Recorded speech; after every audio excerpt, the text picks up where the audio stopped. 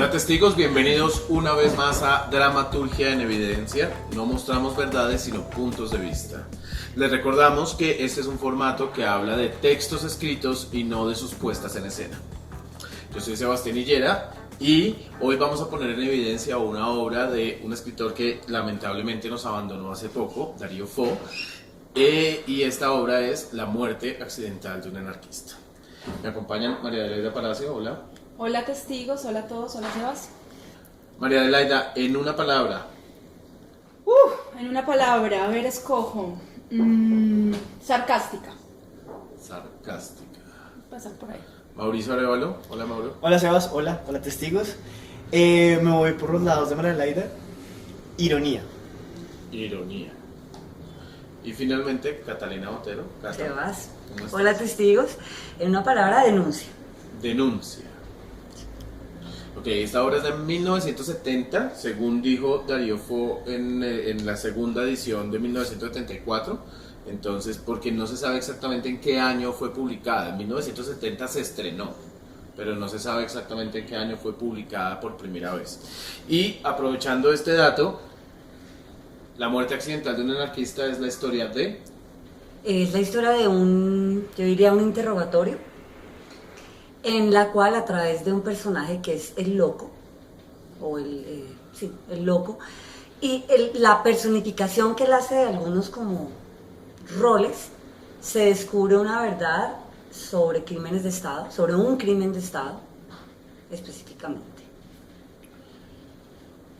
Sí, es la historia de un bufón que, aprovechando que no tiene casi identidad propia, puede asumir muchas identidades y gracias a esa capacidad polifacética logra señalar las ineptitudes, las incompetencias y sobre todo la maldad que puede haber detrás de unos sistemas políticos y unos sistemas judiciales. Bueno, y por otro lado, esta es la historia también de un autor teatral, un militante político, que a través del teatro denuncia con muy buenos recursos basados en la comedia del arte, en el clown, y que nos hace sentir que denuncia, pero no tanto, pero sí. Esa es. Para redondear un poco, esta es la historia de un hombre que logra infiltrarse en una esfera del poder y que demuestra que estas esferas poderosísimas también tienen mucha fragilidad. ¿Están de acuerdo? Sí, Sí, está perfecto. Sí. Ok, ¿cuál es la frase o la escena? O y la escena. Yo ¿La creo que obra? toda la segunda escena, la primera parte, toda la segunda escena es maravillosa, porque es un tipo salido de la nada que logra carnavalizar un espacio público, un espacio donde se juzga a la gente. Entonces pasa de ser juzgado a juzgar, y quienes juzgaron pasan de juzgar a ser juzgados. Y como en este giro de tuerca, en este intercambio de poderes, se señala lo absurdo que es a veces la burocracia, pero sobre todo lo autoritario que puede ser aquel que está destinado a defender los derechos de las personas. Yo me voy a ir con Mauro, pero le voy a sumar varias cositas que pienso de esa escena. La escena es muy interesante, primero por los juegos teatrales, ¿cierto? Cómo vas construyendo al principio el juego de estatus del loco. Entra como juez, ellos primero no saben quiénes son, entran en estatus bajo, el estatus sube a alto, ahora él domina la escena, y a través de artilugios y artimañas logra que ellos vayan contando la versión que él quiere. Pero lo más interesante que él lo hace es que él utiliza el mismo mecanismo que ellos usaron con el anarquista, y los lleva hasta ese mismo lugar. Y ahí cuando creemos que se va a quedar en ese lugar, no, ahí vuelve y nos gira la tuerca y nos lleva a que ahora sí está de parte de ellos y que sí les va a ayudar.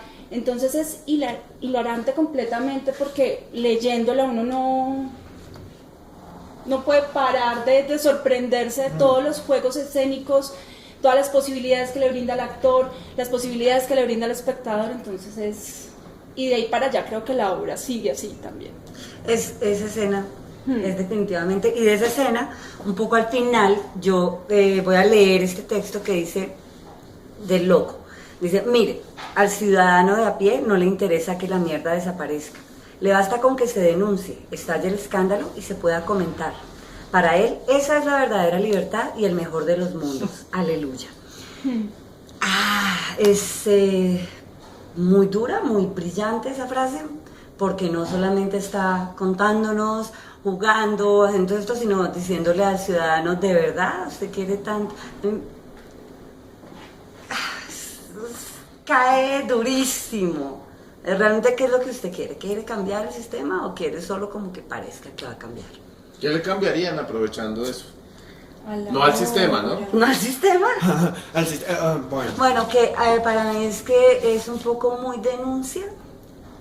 Entonces es un poco larga y tal vez es un difícil.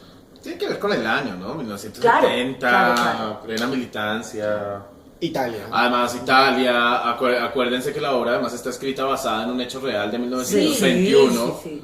Sí. No, y en un hecho que había pasado, en un hecho muy parecido que había pasado también. Claro, y Europa se estaba recuperando de muchas cosas. Persecución política. Pero yo también la sentí muy panfletaria, un poco a veces. Y me parece que sus denuncias políticas a veces, como que su intención de contracultura, un poco, se pierde cuando llega a ser filosofía de élite. Ok. Creo que quiere ser muy resistente, pero cae en ciertos elitismos académicos, en ciertos elitismos filosóficos, que no le permite ser contracultura como tal. Nada. No, porque yo precisamente no la veo tan denuncia, porque creo que los recursos teatrales que está usando, posiblemente montada, salen de ahí. Ese es el antes, mérito. Sí. Okay. Y antes posiblemente montada esta obra hasta pierda la denuncia de lo que nos va a hacer destornillar de la risa. Porque pareciera que es casi un juego, ¿no? Teniendo toda la importancia de la denuncia que está haciendo. Quizás hacia el final con la periodista, de pronto ahí les apoyaría un poco, pero ahí yo ya lo creí necesario. Entonces para mí el mérito es la clave que escogió para escribirla, los recursos teatrales que está usando y nos está poniendo, ese sombrero lleno, donde este señor se cambia 18,000 veces, donde entra y sale del escenario. Esto hace perder la denuncia para mí. Yo voy a ir un poco con Marielaida, perdona. Creo que los recursos teatrales habita, digamos, como su gran mérito, pero a mí lo que me atrajo mucho fue la idea de traer un recurso teatral tan antiguo, que incluso va antes de la comedia del arte, que es la idea del bufón. Y ese poder del bufón, el loco que tiene el permiso de decir la verdad justamente porque está loco. Pero tiene que ver con lo que hablábamos ahora del humor, la idea de esa capacidad política que tiene la risa, esa capacidad de desafío que tiene la risa. De venga, voy a señalar sus ineptitudes, voy a señalar sus injusticias mientras me río de eso, porque en la risa hay algo revolucionario como por sí misma. Que yo se lo digo, se está riendo de nosotros, está bromeando, sigue bromeando, no lo estoy haciendo. Y sí, claro, y hay una complicidad ahí entre el público, el lector y ese personaje. Nos estamos riendo todos. Cata. Sí, yo pienso que por un lado es el uso de la farsa como tal, y voy a usar una de esas palabras raras, como un metalenguaje. Ok. Yo sé, pero es que no encuentro otra manera de decirlo. La farsa es un lenguaje teatral que es tremendamente es muy antiguo y usa la comedia, pero no necesariamente es cómico. Y contaba un poco una serie de cosas que no se podían hablar mucho en la Edad Media, en el final de la Edad Media, que es cuando nace la farsa. Y es tremendamente denunciante, ¿no? Entonces hablan de cómo el abogado se roba esto. Y usar ese lenguaje, o sea, cuando estamos hablando del lenguaje físico, por ejemplo, el golpe, en la farsa es parte de... Y usted ve esta escena en una comisaría de policías en medio de un interrogatorio y usted siente este malestar y puede que se ría y dice, ¿por qué me estoy riendo? O sea, están hablando de un tipo que se tiró por una ventana, pero no se tiró por una ventana, todos sabemos que lo tiraron por la ventana. Es muy fuerte, muy, muy impactante. Y por otro lado, para mí sí es muy importante decir que Darío Fo, a mí me parece un tipo muy valiente, porque no era mentira, sí los estaban matando, y hablar de estas cosas, hablar de un caso que acababa de pasar y de gente a la que mataban y desaparecían. Y él mismo... Y yo quiero agregar algo chiquitico ahí al menito Sí, chiquito, sí, sí. que tiene que ver con lo que está hablando Catalina, que es la idea de empezar a hablar de esos mecanismos de opresión que son invisibles, Sí. que son como muy sutiles, pero que ahí están. Eso que no se suicidó, sino que lo suicidaron, Sí. Ah, súper. eso está muy bien señalado, y especialmente para la época en la que se... ¿Cuál es el personaje de Muerte Accidental de un Anarquista? Pues el loco, lo voy a decir, pero le escojo el personaje.